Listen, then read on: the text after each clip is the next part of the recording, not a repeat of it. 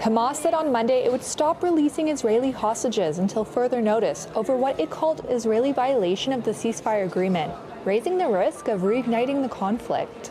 A Hamas military wing spokesperson said Israeli violations include delaying Palestinians from returning to northern Gaza, targeting Palestinians with Israeli shelling and gunfire, and stopping aid from entering the Strip.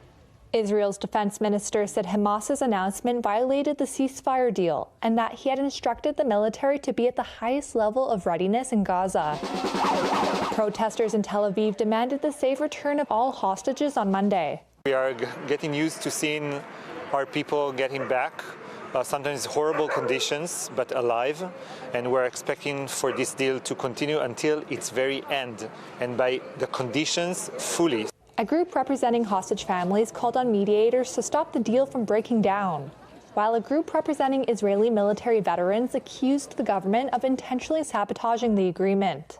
So far, 16 of the 33 hostages to be released in the first 42-day phase of the deal have come home. An additional 5 Thai hostages were returned in an unscheduled release. In exchange, Israel has released hundreds of prisoners and detainees. Meanwhile, Gazans are trying to rebuild their lives in the shattered enclave.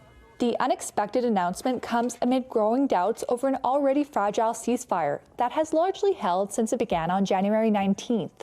Although there have been some incidents in which Palestinians have been killed by Israeli forces and Hamas delays in providing names of hostages it planned to free.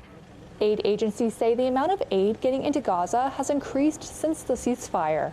Talks began last week on a second stage of the ceasefire deal, but have shown little sign of serious progress.